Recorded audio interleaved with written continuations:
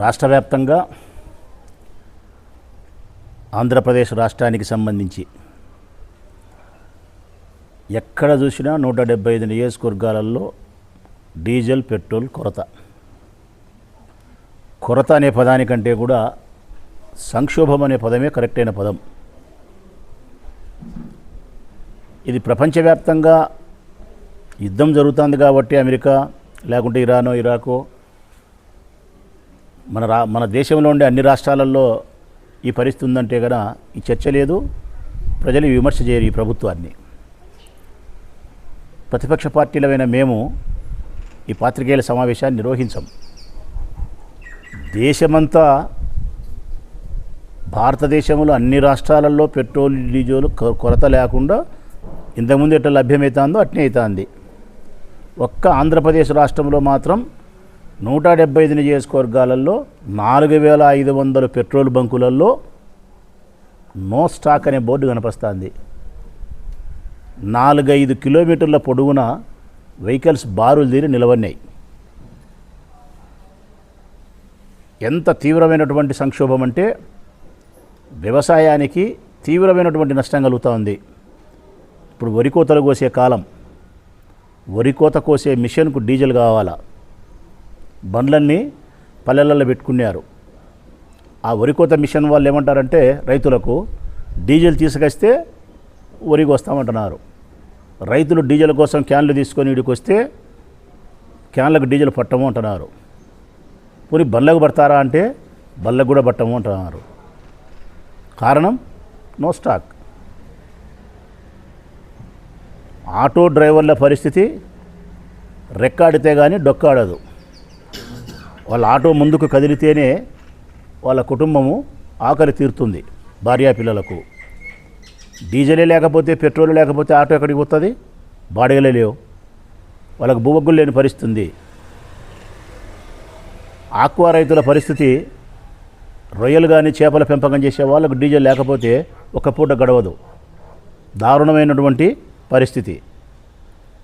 నిత్యావసర వస్తువులను సరఫరా చేసే దాంట్లో ఈ గూడ్స్లకు, వెహికళ్లకు, ట్రాన్స్పోర్ట్ చేసే వెహికళ్లకు డీజిల్ లేకపోవడం వలన రాష్ట్ర వ్యాప్తంగా నిత్యావసర వస్తువుల యొక్క సంక్షోభం ఏర్పడుతుంది. అంతేకాకుండా నిత్యావసర వస్తువుల ధరలు అమాంతంగా ఆకాశాన్ని అంటుతున్నాయి. ఇన్ని కష్టాలు పెట్టుకొని గత 22వ తారీఖునే ఈనాడు పేపర్లో డీజిల్ పెట్రోల్కు కటకట అని తెలుగుదేశం పార్టీ ఆస్థాన పత్రికే రాసింది. సాక్షి కాదు రాసినది, 22వ తారీఖు అంటే ఈరోజు 28. 6 రోజుల క్రితమే పత్రికలు ఈ రాష్ట్రంలో డీజిల్ పెట్రోల్కు కొరత ఏర్పడుతుంది, ఇబ్బంది కలుగుతుందని చెప్పి హెచ్చరిక చేసినప్పటికీ కూడా ఈ రాష్ట్ర ముఖ్యమంత్రి కళ్ళు తెరవలేదు అంటే, ఈ సంక్షోభాన్ని అరికట్టలేకపోయినాడు అంటే అలసత్వం అన్నామా, అసమర్థత అన్నామా? నేనైతే రెండూ అంటా. ఈ ముఖ్యమంత్రికి ప్రజా సమస్యల పట్ల, రాష్ట్ర ప్రయోజనాల పట్ల అలసత్వమే. రెండవది, కోటిసార్లు నారా చంద్రబాబు నాయుడు అసమర్థుడు. 100కు 100% కాదు, కోటిసార్లు చెప్తా, ముఖ్యమంత్రిగా అయిన పరిపాలనా దక్షత లేనివాడు. కేవలం అబద్ధాలు చెప్పి నేను గొప్ప అడ్మినిస్ట్రేటర్ను, నేను గొప్ప పరిపాలనా దక్షత కలిగిన వాడిని, నేను పెద్ద రాజనీతిజ్ఞుని, ముందు చూపు కలిగిన వాడిని, విజనరీని, ఇవన్నీ ఆర్భాటంతో కూడిన అబద్ధాలను ఆయన చెప్పుకొని తనకు అనుకూలమైనటువంటి పచ్చ పత్రికలతో ఈ వార్తలు రాసుకొని గొప్ప పరిపాలనా దక్షునుగా తానుగా సెల్ఫ్ డిక్లరేషన్ ఇచ్చుకుంటున్నాడే తప్ప వాస్తవానికి ఆయన అడ్మినిస్ట్రేటరే కాదు. చెప్పమనండి, గొప్ప పరిపాలనాధ్యక్షుడైతే భారతదేశ వ్యాప్తంగా లేని డీజిల్ పెట్రోల్ కొరత ఈ రాష్ట్రంలో ఎందుకు ఏర్పడింది? నిద్రపోతున్నావా నువ్వు? 22వ తారీఖు ప్రకటన చేస్తే పత్రికలు 28వ తారీఖు కూడా నువ్వు కళ్ళు తెరవలేకపోతున్న మనిషివి 5-6 రోజుల తర్వాత జరగబోయే సంక్షోభాన్ని గ్రహించలేని, అరికట్టలేని నీవు 2048వ సంవత్సరం గురించి మాట్లాడుతున్నాడు ఆయన. 2048 సంవత్సరంలో ఇట్లుంటుంది రాష్ట్రము, నేను ఇట్లా చేసి పెట్టిపోతా మీకు, నేను విజనరీ. ఏంటి మాటలు ఇవన్నీ?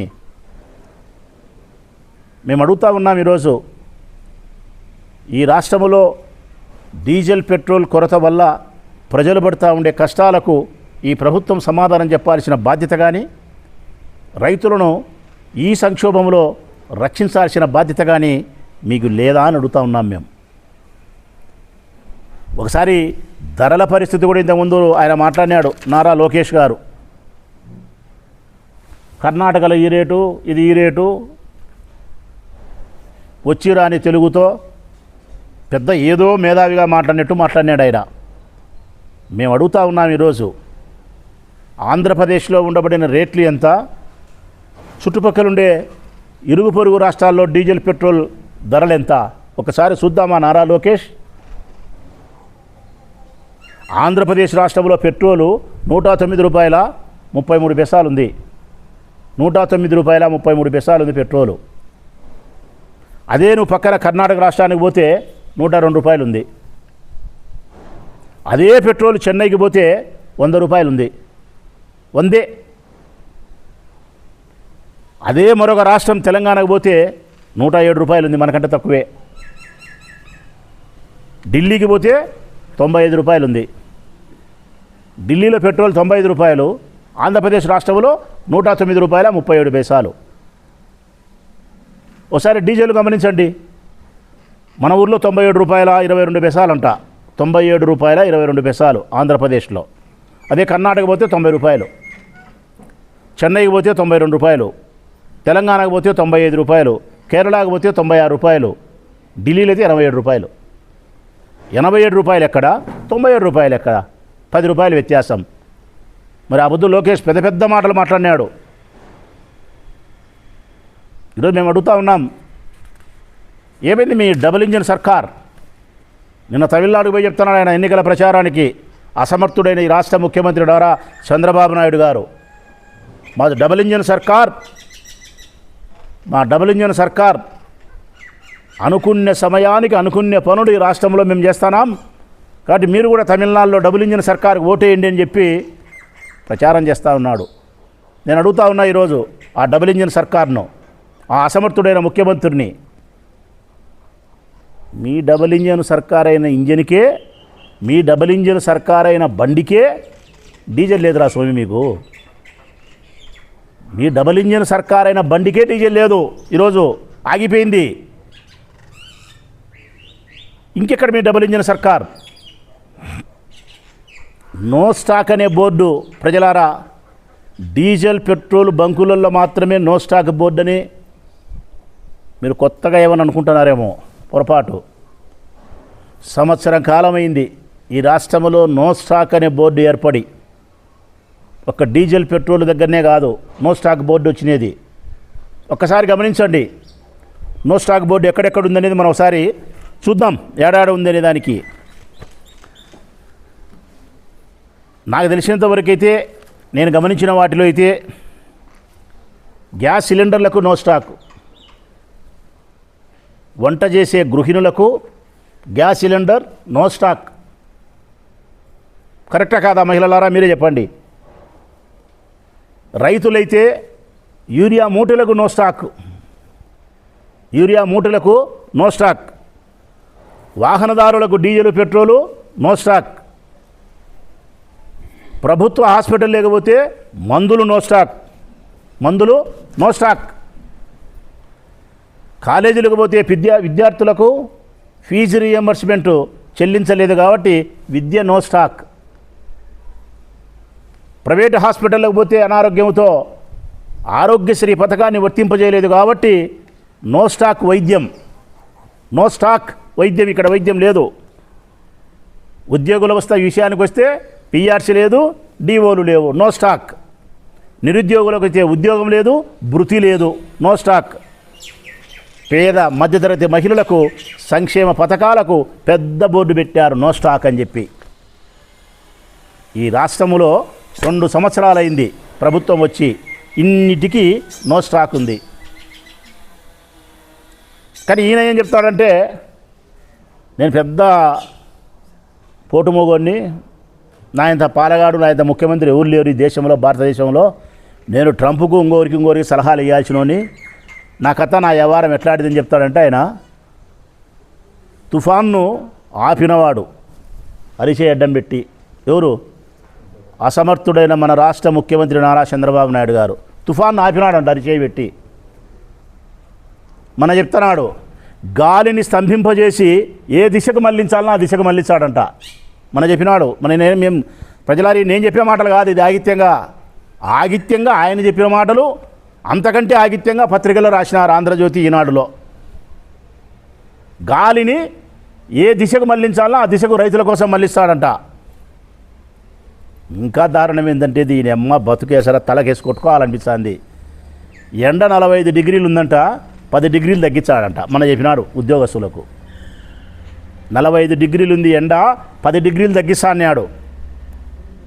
కొట్టుకోవాలా మా ముఖానికి వేసి మేము ఈ ముఖ్యమంత్రితో. నువ్వు ఎండ తగ్గించావు, తుఫాన్ ఆపుతావు, గాలి మళ్ళిస్తావు, డీజిల్ దొరకదు. అన్నీ ఉన్నాయి. అల్లున్నోట్లో శనున్నట్టు నువ్వు చెప్పే వ్యవహారం అంతా ఇట్నే ఉంది. ఇంకా మా అదృష్టం బాగుంది నాయన. వైఎస్ఆర్ కాంగ్రెస్ పార్టీ వాళ్ళ అదృష్టం బాగుంది. పొరపాటున నారా చంద్రబాబు నాయుడు గన 2019 సంవత్సరంలో ముఖ్యమంత్రిగా ఉండింటే 2019లో మా జగన్ కాకుండా ఆయన కన్నా ఉండింటే కరోనా అప్పుడు వచ్చింది. నిజంగా ఈశ్వరుడు మా పక్షాన ఉన్నాడు. జగనే గన అప్పుడు ముఖ్యమంత్రి కాకుండా చంద్రబాబు నాయుడే గన ముఖ్యమంత్రి అయి ఉంటే కరోనా వచ్చిన సమయంలో ఏం చెప్పింది తెలుసునా ఆయన? లేడు కాబట్టి ఏమన్నాడంటే నేను వచ్చింటే కరోనా వచ్చిండా ప్రజలారా ఆపిందును కరోనాను అన్నాడు. లేడు కాబట్టి. అదే ముఖ్యమంత్రి ఉంటే ఏమని తెలుసునా? వైఎస్ఆర్ కాంగ్రెస్ పార్టీ నా కొడుకులు కరోనా తెచ్చుకొని దావలమ్మడి తిల్లాడుతా కొంపకు పోయి తుమ్మి అందరికీ జబ్బు అంటగడతారు. ఇది కుట్రా నిండు. ఇప్పుడు అంటాలే డీజిల్కు ఇది కరువా కోతనా కుట్రనా అంటున్నాడు. ఇది కొరతనా కుట్రనా అంటున్నాడు ఏబిఎన్ ఆంధ్రజ్యోతి. అంటే ఈ డీజిల్ యొక్క కొరత కూడా మేము సృష్టించినామంట. పెట్రోల్ బంకులలో డీజిల్ పట్టాకండి, స్టాక్ పెట్టుకోండి, పత్రికలలో రాయండి, సోషల్ మీడియాలో ప్రచారం చేయండి అని చెప్పి మేము ఈ కొరతను కృత్రిమంగా సృష్టించినామంట. నేను అడుగుతా ఉన్నా ఈరోజు, ఒకవేళ నిజంగా కొరత ఏర్పడినా నువ్వు దాన్ని నివారించలేకపోయినా అసమర్థునివే. మాలాంటి వాళ్ళం కృత్రిమంగా కొరత ఉందనేది తప్పుడు ప్రచారాన్ని చేసిన ఆ ప్రచారాన్ని తిప్పి కొట్టలేక ప్రజలకు డీజిల్ అందించలేకపోయినా రెండింతలు నువ్వు అసమర్థునివే. గొప్ప జరిగితే నీ గోషలో వేసుకుంటావు, నీ ప్యాంటు జోయిలో. రాష్ట్రంలో ఏదైనా అన్యాయం జరిగితే అధికారుల అలసత్వం, అసమర్థులు అనేది. గొప్ప పరిపాలనా దక్షుడు ఎప్పుడు కూడా అట్టుండడు. ఏదైనా ఈ రాష్ట్రానికి గొప్ప జరిగితే అధికారులను ముందు పెట్టి ఇది నా అధికారుల గొప్పతనం అని చెప్పి వారి అకౌంట్లో వేస్తాడు. నాయకుడు అనేవాడు ఏదైనా వైఫల్యం జరిగితే తను స్వీకరిస్తాడు. రివర్స్ ఈ రాష్ట్రంలో. మంచి అయితే నాది, చెడ్డ అయితే ఐఏఎస్ ఆఫీసర్లది. ఐఏఎస్ ఆఫీసర్లతో మీటింగ్ పెట్టి ఏం డీజిల్ కొరత ఉంది, మీరు 3 రోజులు ఏం చేస్తా నిద్రపోతున్నారని అడుగుతున్నావు. మేము అడుగుతున్నాం. వాళ్ళు నిద్రపోతున్నారని నువ్వు అడిగినావు. ప్రజలు అడుగుతున్నారు ఇప్పుడు నిన్ను. మేము అడుగుతున్నాం నిన్ను, నువ్వే నిద్రపోతున్నావు? వాళ్ళు నిద్రపోతున్నారు తప్పుడోళ్ళే, నువ్వే నిద్రపోతున్నావయ్యా? నువ్వు ఈ రాష్ట్ర ప్రజల కోసం 22 గంటలు పనిచేసేవా అని 3 గంటలే కదా నిద్రపోయేది. 22, 3, 25. మాకు 24, నీకు 25 ఉంటుందిలే. నువ్వు ఎందుకంటే కలి కదా, కలిపురుషునివి. నీకు ఎట్లా కాల్చినట్టు మారుతుంటుంది. కాలం కూడా, సూర్యచంద్రులు కూడా మారుతుంటారు, గ్రహాలు కూడా మారుతుంటాయి. నువ్వు ఎట్లా చెప్తే ఎట్లా? ఈ రాష్ట్రంలో మంత్రులు కానీ, ప్రజలారా, ఎమ్మెల్యేలు కానీ, తెలుగుదేశం పార్టీ వారి గారి గమనించమని చెప్పుకోతా ఉన్నా నేను. ఏమన్నా జరుగు ఈ రాష్ట్రంలో, నీ ఇష్టం, ఏదన్నా జరుగు. కడపలో దస్తగిరి హత్య జరిగింది. అది సాధారణ హత్య, ఒక మామూలు మనిషి హత్య. దుర్మార్గం, బాధాకరం, పక్కన పెడదాం. తాడేపల్లి ప్యాలెస్లో లింకప్ కుట్ర జరిగిందంట. తాడేపల్లి ప్యాలెస్లో కుట్ర జరిగిందంట. వర్షాలు వల్లే జగన్మోహన్ రెడ్డి కుట్ర చేసినాడు. ఒక ఆడపిల్లను ఎవరైనా మానభంగం చేసినారు. జగన్మోహన్ రెడ్డి తాడేపల్లి ప్యాలెస్లో ప్లాన్ చేసినారు. ఒక ప్రమాదం బస్సు ప్రమాదం జరిగింది తాడేపల్లి ప్యాలెస్లో.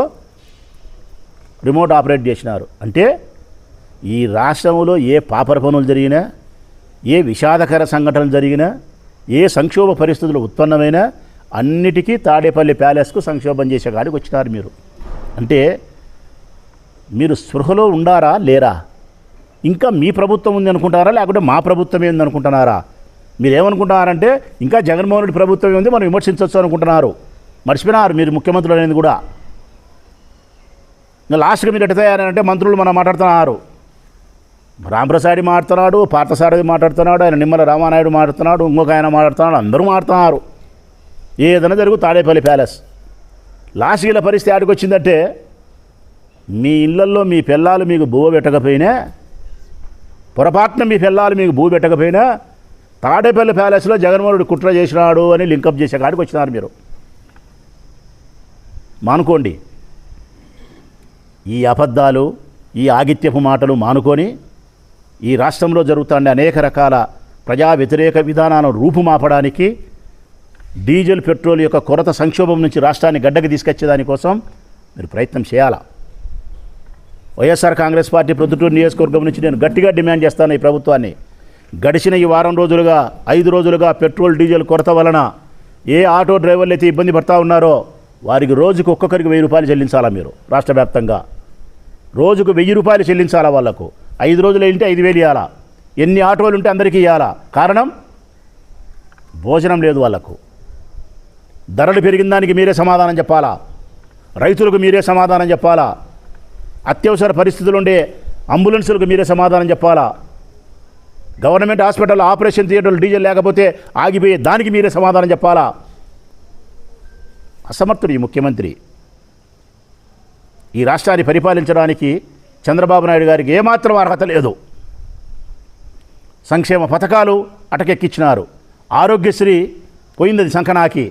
ఫీజు రియంబర్స్మెంట్ సర్వనాశనం చేసి పెట్టినారు.